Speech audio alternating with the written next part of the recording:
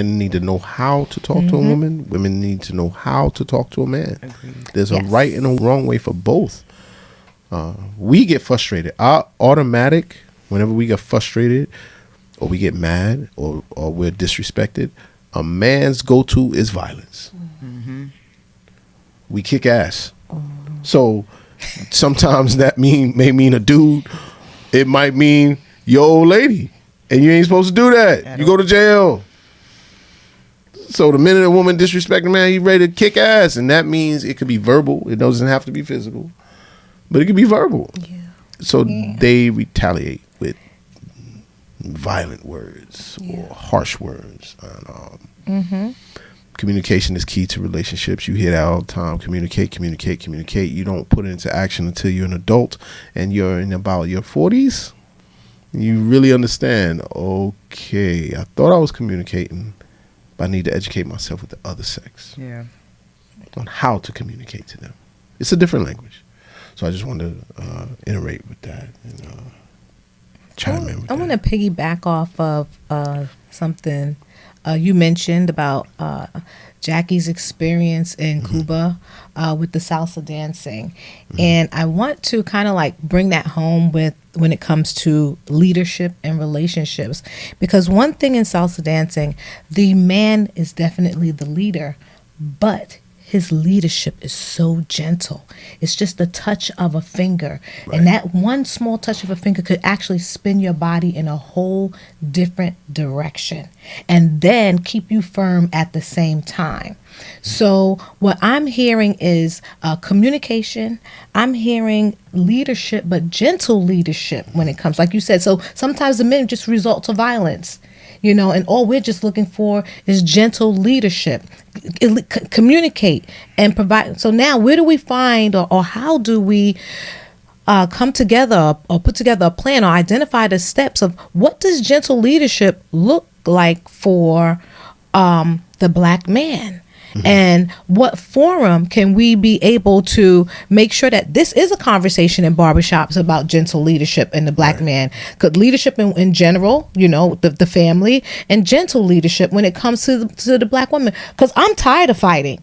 You understand what I'm saying? I'm tired of fighting. But then you have to also know that I'm becoming a woman at a certain age and I'm not tolerating anything anymore, right? So once you become a certain age, you're not tolerating it anymore.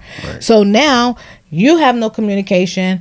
I'm not tolerating anything. There's no leadership anywhere. Then if I start leading, you know, it's a problem because I start leading now because I have more testosterone in me, right? Because I'm a woman of a certain age. Okay. So now there's so many facets and, but the main facet is communication, leadership, and gentle leadership. Because a black woman will follow you wherever you go. And we will support you in whatever it is you do, as long as you provide us with two things, communication and gentle leadership. That's it. That's well said. Shout out to Tish. I really thought you was gonna come through with a wedding dress on though.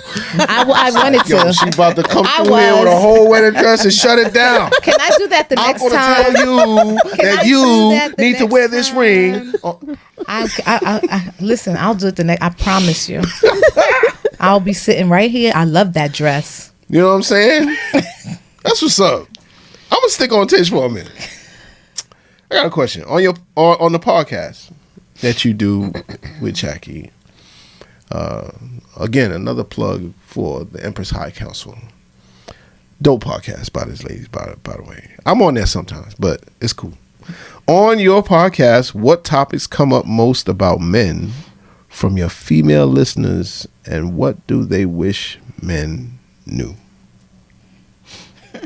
Everything. I'm sorry. Everything. So many things come up. But what I appreciate is not even so much as what the female listeners want. We have men call in and they're asking for help. They're asking for financial help. Okay. They're asking for guidance. They want to know where they are in their life. You know, so now I'm thinking that these are the men who are woke. right? And they don't know where else to go. So where they go is they send, they send an Instagram, a DM, so it's an area that we can actually speak about, or, sometimes we'll have them call in and leave a message with questions, and Jackie will respond to them. We have men who want to go into business. What are our next steps when it goes into business? You understand? Where do I get crowdfunding from? And people throw around this word crowdfunding like that's really easy in the hood. Right. No, crowdfunding and venture capitalism is not for the average and ordinary hood folk.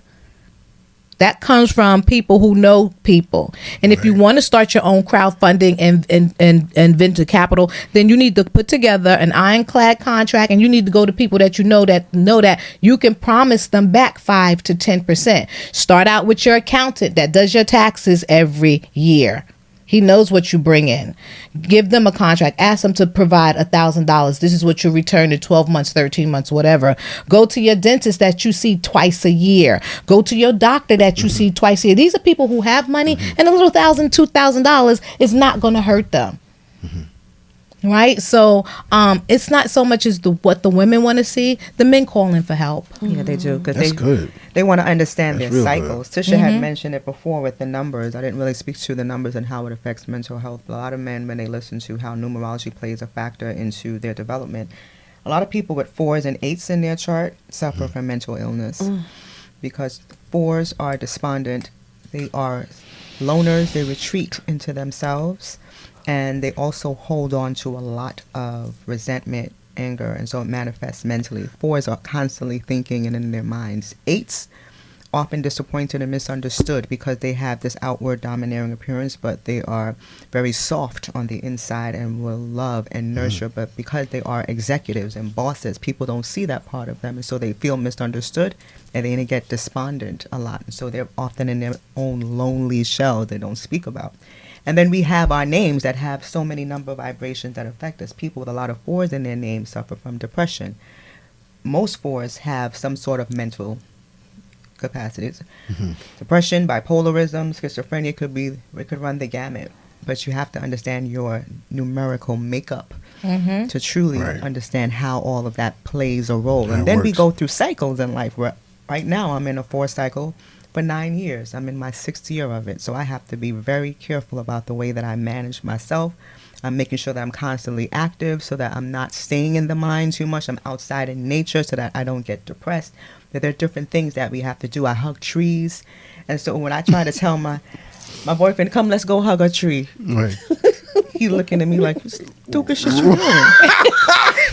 What do you ask? Stupid shit you doing What kind of thing is that?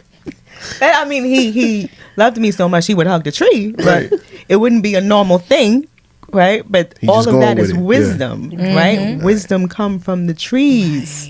You whisper into a tree and say, I need you to help me with X, Y, and Z. That tree is talking to you back. But people don't understand that. Go by the water, go by the sea, make an offering, speak to the sea. Yamaja, Oshun, I need you to hear me say this. Please bring these blessings to me. I'm offering you this. I would have to force him to do it. Come, let's wake up. Let's go buy some flowers. Let's put 7 pennies in the water. Let's talk to the water. Let's ask the water for something, because right now we're going through it. And it'll be like a forceful thing. All right. And he's dredging. I got to make sure he bathed and come in. All right. Right. And it's a lot. So when I'm telling you to do these things, let's trust and believe that if we do this together and we form this as a practice, we can get through these things. But it takes a lot of convincing to get the black man onto something, because y'all need to see things in black and white, and the world is very gray.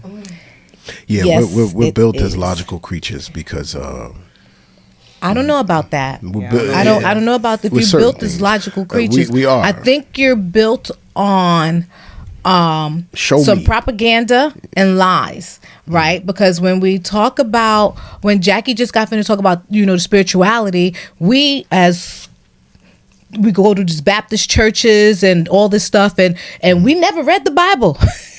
We never read the Bible. We go by what the pastor say, right? And his interpretation, right? But you don't know that the Jews do the same thing that Jackie just said. right? You don't know that the Indians do the same thing, right? You don't know that you go to the nail salon and you walk right past their altar and get your nails done. You go to your girlfriend's house and they got an altar in the house. You snubbing your nose at them. Oh, I had a friend that used to practice so and so and so, and they house burnt down to the ground. Who? What's their name? What address was this? Let me look it up. You understand what I'm saying? Come on, it's a whole bunch of crap. Okay, I'm born and raised in Brooklyn, New York, and so around a certain time of the year in the Jewish community, you will find blood leaking out on the street because of all the chickens that they've killed, cleansing their body with chickens. Some of the chickens be in the bag still alive, trying to get out. Right. Okay, they're cleansing. They're throwing offerings. We have offerings around Yom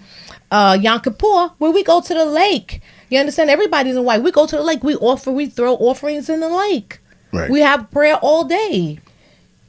So, I mean, and this whole world is about spirituality, and a lot of people don't even know it. Yep. And those who turn their back and turn a blind eye, those are the ones that are spiritually deficient. They're lost. They have a whole lot of problems. Now they create entire families of spiritual deficiency.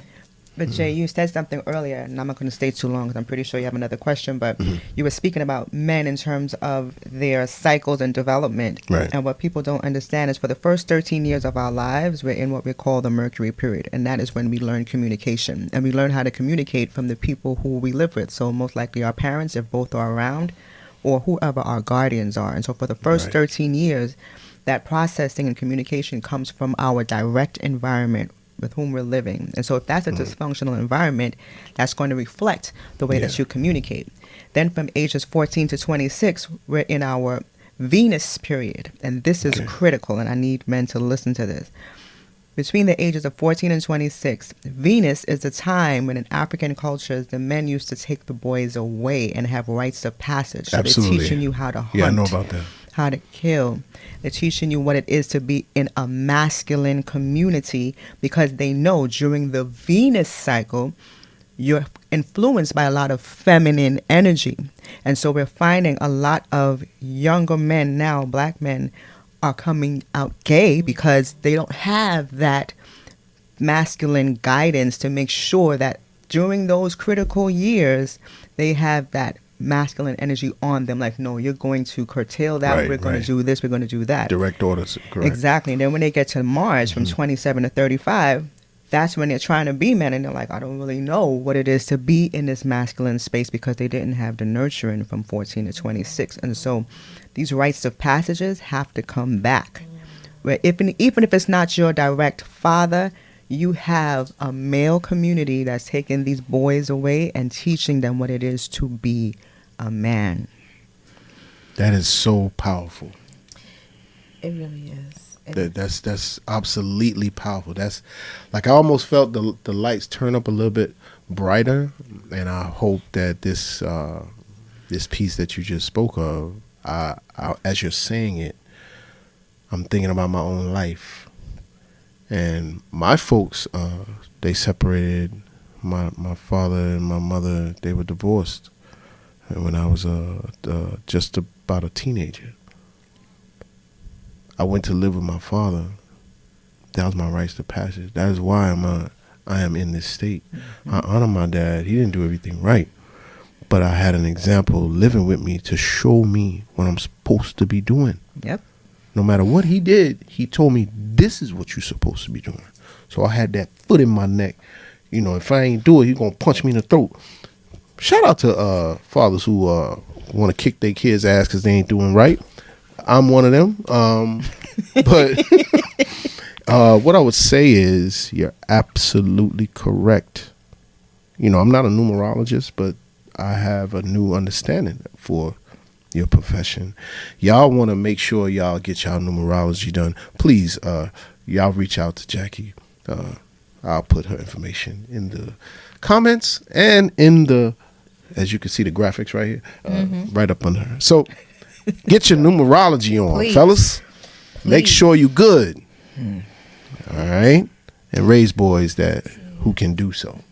I just want to have a PSA announcement and piggyback on that, as far as going back to having, these rituals for our black men. And this PSA announcement is for all male fraternities out there. You guys need to put something together, because you cannot have the sororities out. And I'm a prime example, because I am in a sorority, and we do have a male group.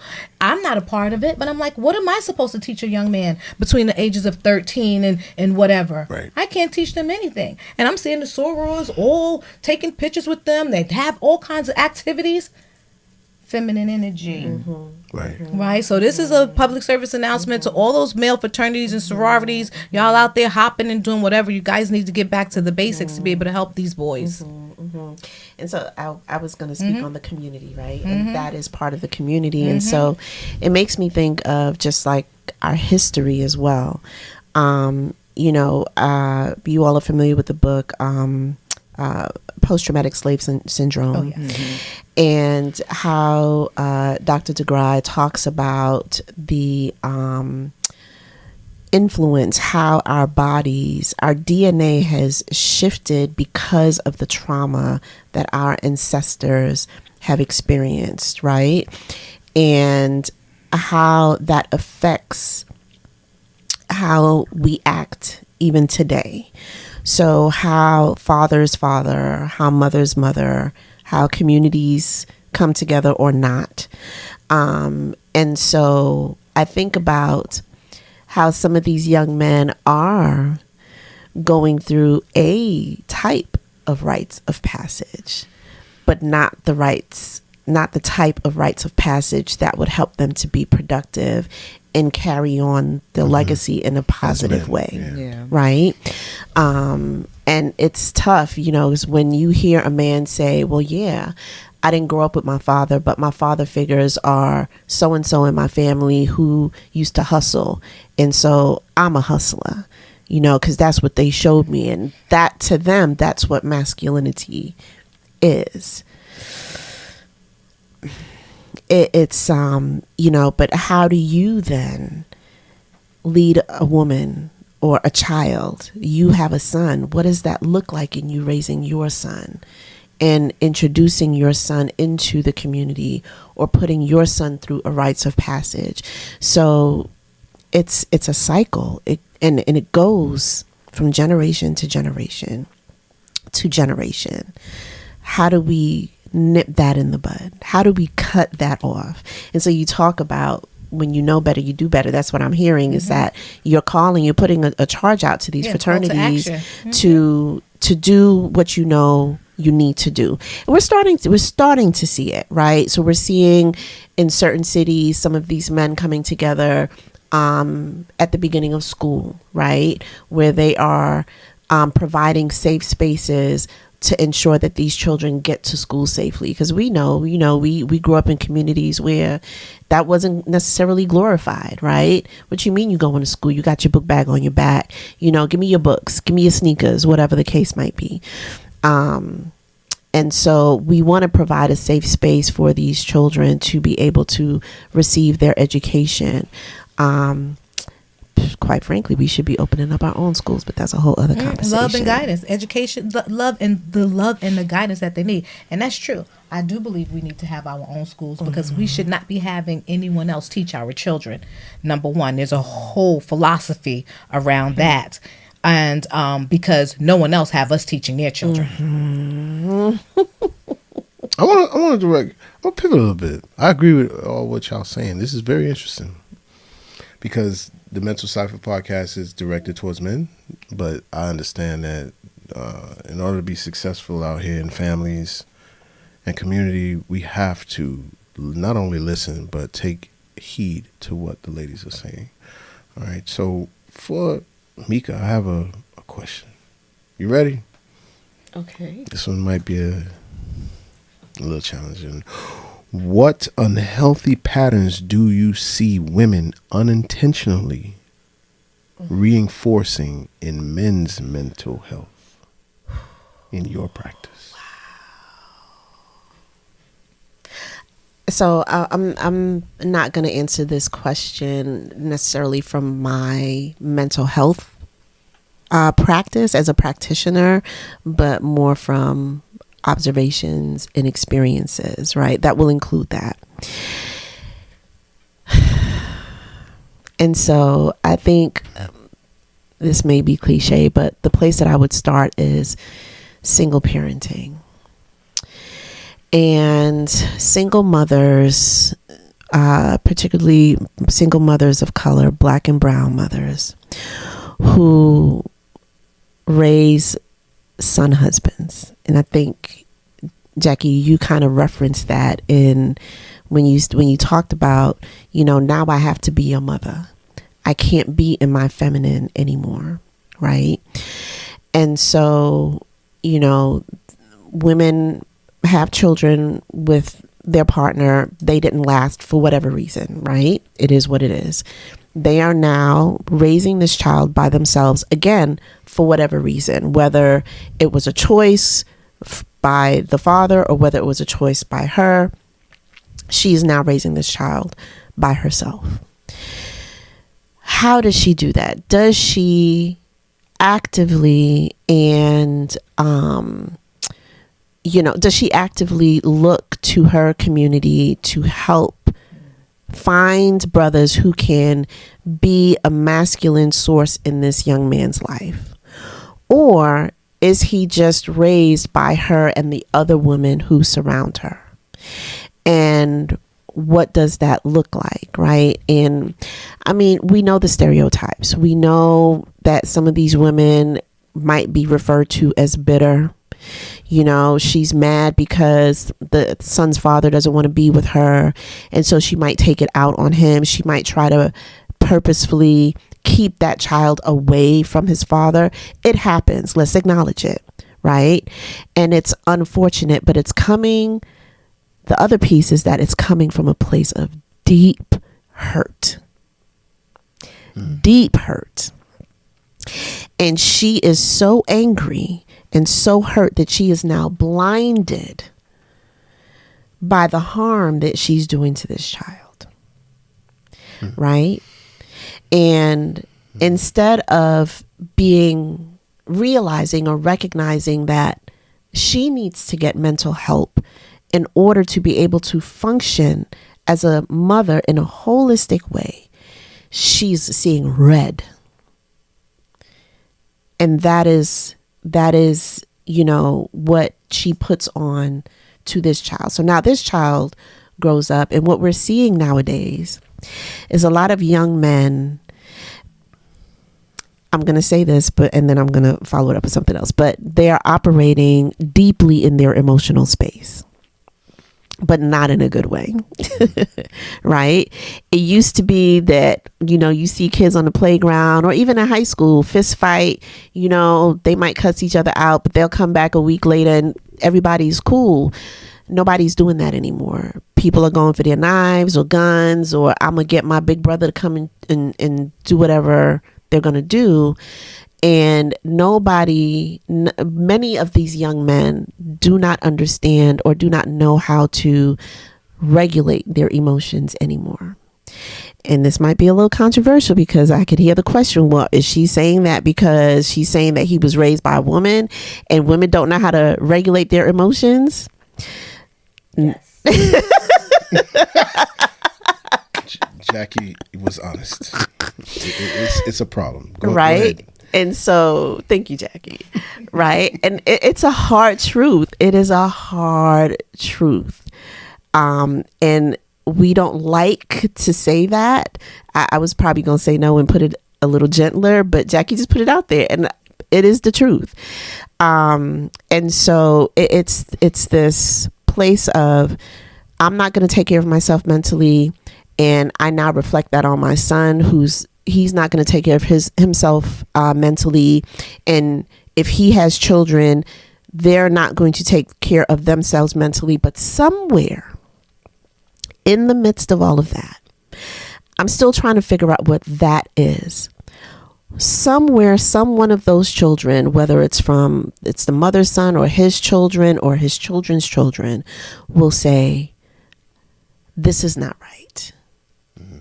And I'm going to learn from these people what not to do. And I don't know what to do, but I know it's not that. So let me figure out what to do. And that child will say, I'm going to get therapy. Let me start there. Right? So I hope I answered your question. No, you answered it well. Okay. Again, as I hear these responses, I begin to reflect on my own life. And as you say that, I believe I'm the first. If I'm not corrected, let me be corrected. In my family, I am that vessel. That You're the says, cycle breaker. Yeah, cut it out. Let's do something different. That's right. And I also, cause we had the classic example of children on the playground fighting and wanting to be emotional.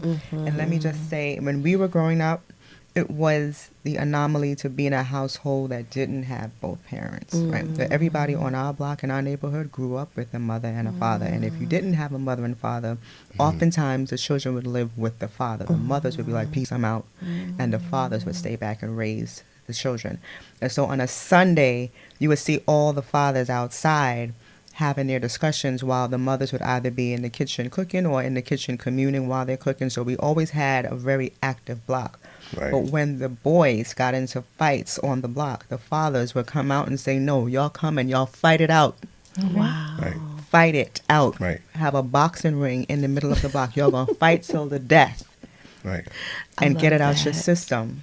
Yeah, that builds That thick builds skin, strength. strength, Character. and understanding of this is how life is. Go. Sometimes you got to Right. get dirty, get in the mud, Right. but you fight for another day. You don't Yeah. kill one another. Yeah. You learn from Yeah. it. And I think a lot of that is missing in our community because, let's face it, ladies are nurturers and they're loving and all these great, beautiful things. But ain't no mama, well, then again, let me not say it. There's some hood mamas out there that say, you better not come in this house. You better whoop his ass. And they'll tell their son that. But there are some tell mothers the daughters that that you too. cannot touch their son. They would coddle. Do not touch him. He is basically God. Yep. He can do no wrong. He lives in a glass case. And that is totally destructive because this young man grows up believing that he doesn't have to fight and his mother or grandmother or auntie is going to do everything for him. And that is the blueprint of a son husband, that she is going to protect him through everything. Yeah. This is why it hurts so much for certain black men. When their mother die, they cannot do anything I can't cope. for themselves. And I'm saying it because I'm the opposite. I was fortunate. This is not a bragging point. I was fortunate and blessed that I had a dad to show me how to clean, cook by the age of 12, 13 years old. It's dudes out here that don't even know how to wash their own goddamn clothes. Yeah. Yeah. Yeah. It's insane. So, no. So It when is- the is- mother dies, Jay, you're saying they're mourning a mother and a wife. Absolutely. I would agree with that.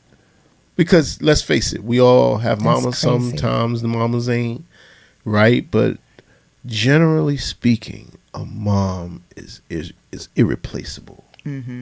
She is the one that's going to do anything for you because she loves you unconditionally. A father is the same, but most of my peers, they don't know what that is. A father is unconditional. You're only going to get one dad. You always hear the songs, you only get one mama, right? Dear mama. Nobody makes a song, Dear Daddy. I heard a Beyonce song, My Daddy. One of my daughters actually played that record for me when she turned a certain age. And I was like touched because, Father's Day, we don't get a damn thing but a tie or a wallet. Moms get flowers and all kind of stuff. She get taken out to dinner. She get a necklace. She get some new perfume. Dads get a wallet or a tie. And that's only because we're in a place where we are where we are right now with this podcast. Men don't really talk. We're actually looked upon to just provide and pay. Can I ask you a question? What do you want for Father's Day? What do you want for Father's Day? I wasn't. Yeah. What do men want for Father's Day? besides a wallet and a tie that shows their masculinity. So and I had their- to pull it and together their because ability even to though I'm go- on a podcast, like I said, men have to choose where they cry. Mm. I want my son back. Oh, that's, So I love that. let's go. You ready? Yes, sir. What do women need to take accountability for when it comes to how we've handled men's mental health conversations in our communities as Black people? I think for support. I mean, if you look at television right now, Right. you know that there are a lot more mental health commercials than ever before. Yeah. So I think it is our job and duty to create a comfortable space to softly plant the seeds, because we're responsible to plant the seed, but we're not responsible for the harvest. To plant the seed in men that, you know, maybe you should give this. There's a lot. Maybe you should give counseling a try. There's a whole bunch of, you know, counseling and therapy that you can get offline. You don't have to go see the therapist anymore. You can just have your weekly phone call. You know, and it's confidential. Nobody needs to know. And I think we need to create that space to let them know that it's okay. Make a phone call. Stop playing and acting like you don't have health insurance. Everybody gets Medicaid. All these people take Medicaid. There's Medicaid in all the states. So we have the health insurance now. I think we need to take accountability in listening. So that goes back to what we were speaking about before with the roles. When women are in their feminine, it's more so about the receiving. And so listening. Because we have been empowered, especially Black women and women of color, to be so dominant, to be so career-driven, to be so ambitious, we talk a lot. And in the speaking, we don't often listen. And listening means not listening to respond, but staying silent. So going back to what we were speaking about earlier, the silence is golden. Allowing a man to speak. I listen to everything a man says. That's why I have no problems getting a man. I listen to anything a man says. I find his stories captivating. I like stories. I'm a storyteller. But what you find in the listening is you hear everything they said, you hear everything that they didn't say. And so in the listening, you find out so much just from sitting there and being quiet. And so oftentimes you don't have to go digging for information. You ask a man one question and just sit back, he will tell you everything You need to know. you need to know. And so in the listening, we need to really create that space where we don't judge. Going back again, we say we want to know, and then we find out, and then it's a completely different reaction. Yeah. And so the judgment is a problem. I was speaking to my mother about that the other day. The world has become so judgmental. We often want to impose our ideas and feelings onto other people as though what we're doing is the right way, and everybody is doing their version of bullshit. Right. Right? BS on 100. On 100. Like, your version is different than mine, but it's still the same shit. So Yeah. what gives you the right to judge? Yeah. And I think we need to step back from the judgment. People are here. Earth is a big classroom. This is a big classroom. Whenever we reincarnate and we say we're coming back to this planet, it's because we have lessons that we need to work out. People throw this word around karma, or they're going to get their karma. We are all getting our karma. Right. And so whenever you're interacting in a relationship with someone, that is an agreement that you made. We're going to come back on this earthly classroom to play out these scenarios so that we can evolve and become better spiritual beings. And so we have to remove the judgment, because my lesson is different from your lesson, but it's still a lesson all the same. And so I think we need to really put things in that spiritual perspective. What am I learning from this in this moment? What is he teaching me? What am I teaching him? How can we progress together? And sometimes through the progression, the outcome is we separate and go our separate ways because we've learned the lesson. Another thing we don't allow Black men to do is give them the space to go. We always want to hold on. The relationship is over, but I'm going to hold on to you. No next woman could have you. I'm going to put some roots on you. I'm going to put some work on you because no woman could have you. I'm going to mess up that relationship. You're blocking your blessings. Right. And you're preventing him from growing with this other person because you have expended the lessons that you've taught him. There's nothing else for you to provide to this man. So allow him to move forward, to learn from this other woman. Allow yourself to move forward so that you can learn with the next person that's coming into your life. And so we have to really start treating life as a classroom of learning and growing and evolving. That is so powerful. I literally got goosebumps, and as you're saying that, I'm replaying like my own experiences, and I'm thinking to myself, yup. One of the things that I've adopted, I guess, through my experiences, I have learned that in life, in our current life, if we find ourselves in the same situation with different players, it's because we haven't learned the lesson that we were supposed to learn previously. Exactly.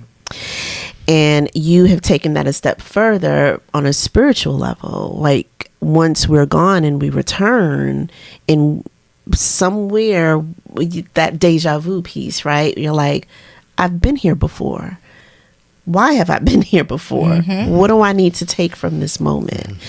And so, but to bring it back to the accountability piece, I echo everything that you said, especially that judgment piece. In my therapeutic space, when my clients walk into my office, in my intake, one of the things that I share with them is this is a judgment-free space, and I mean that.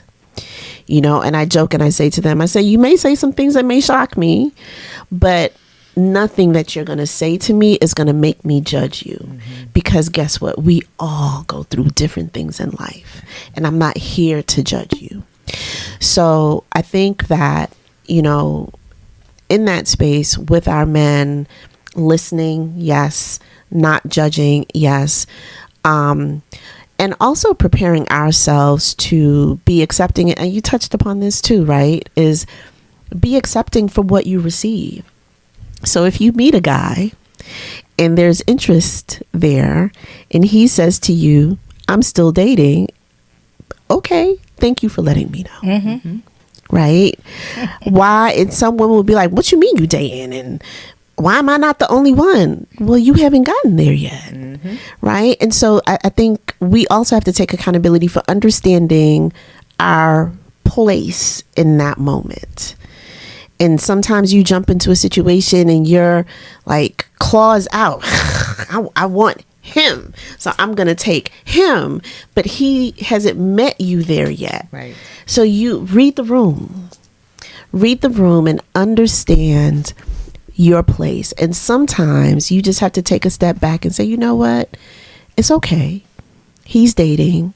I really like him, but maybe he doesn't really like me in this way yet. And if he never gets to that place, that's okay too. That's okay. So I would say take accountability for our own emotions and just how we are interacting in that space with a man who he may not even be our partner yet. And if he never gets to that place, it's okay. Yeah.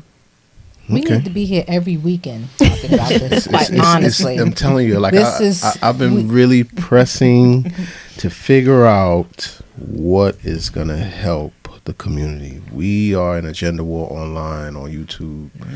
Black men against black women. You've heard it. Women against men worldwide.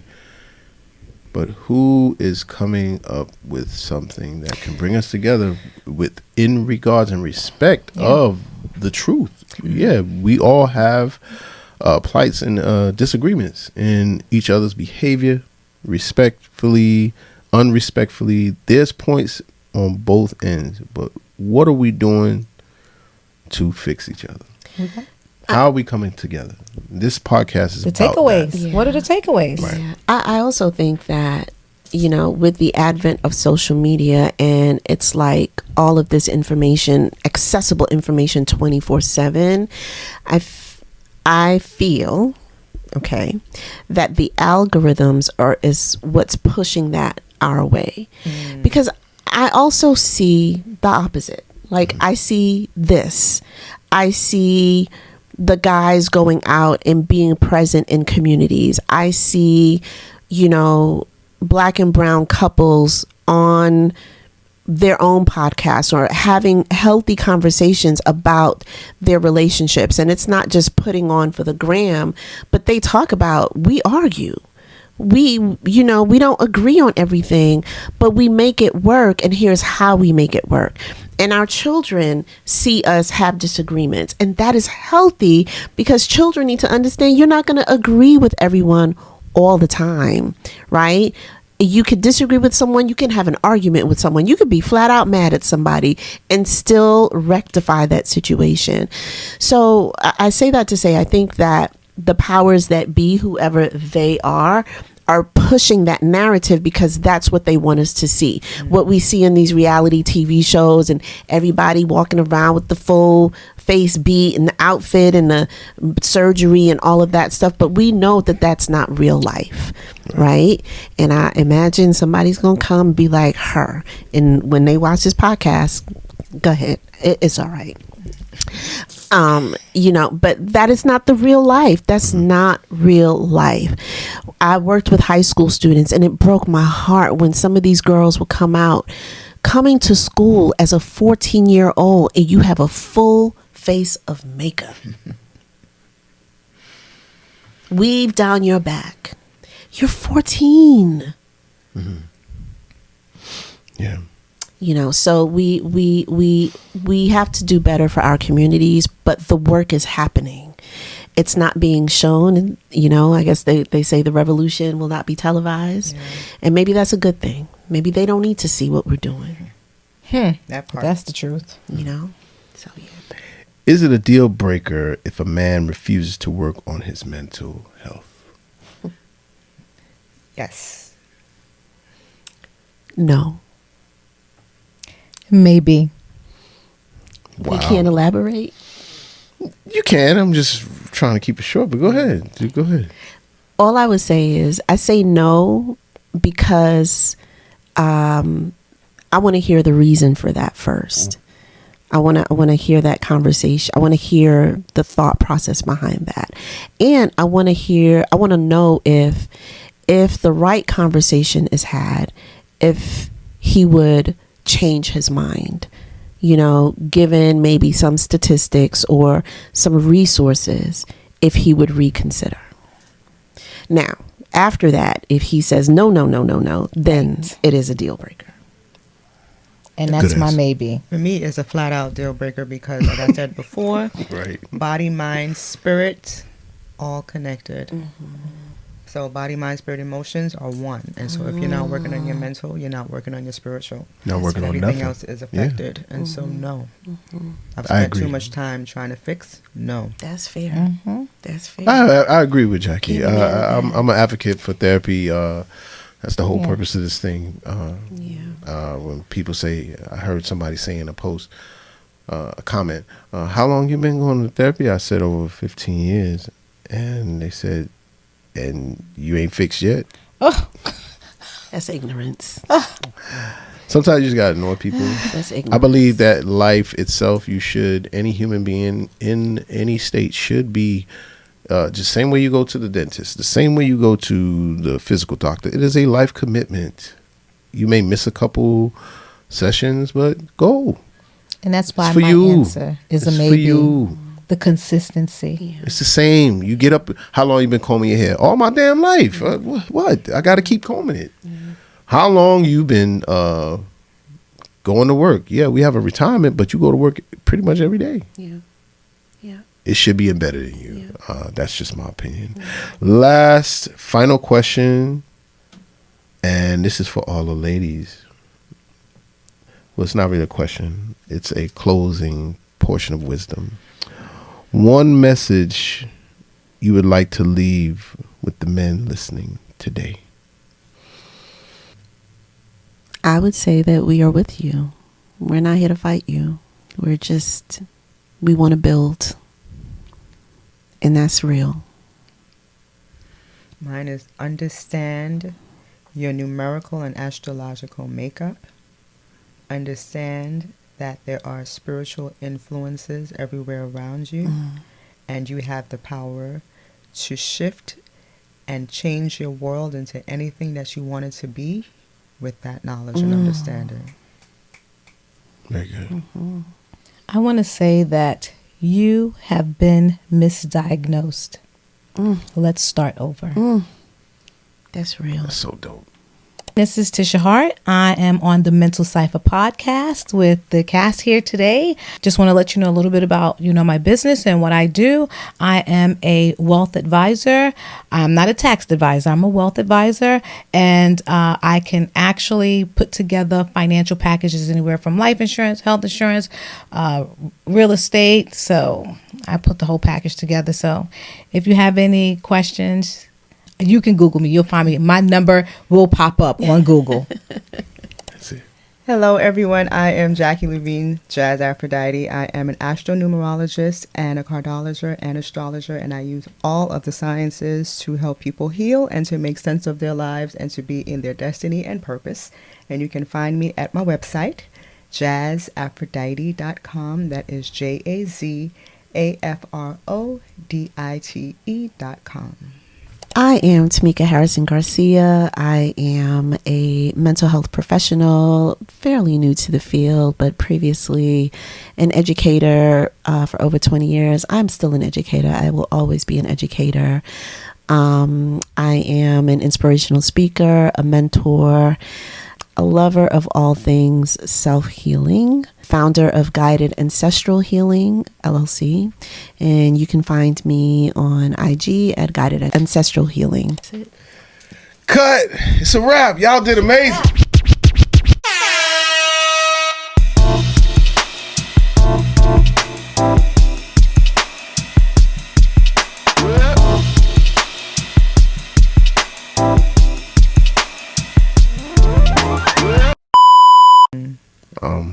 I want my son back. Oh, that's, So I love that. I might take that out. All right. No, So, keep that in. I Yeah. love that. That's real. I love that. Yeah. So I wasn't ready for that one. Wow. Stop tape. Wow. Let it out, big brother. you Let go it right back out. and be That's like, I want my son beautiful. back. I love that.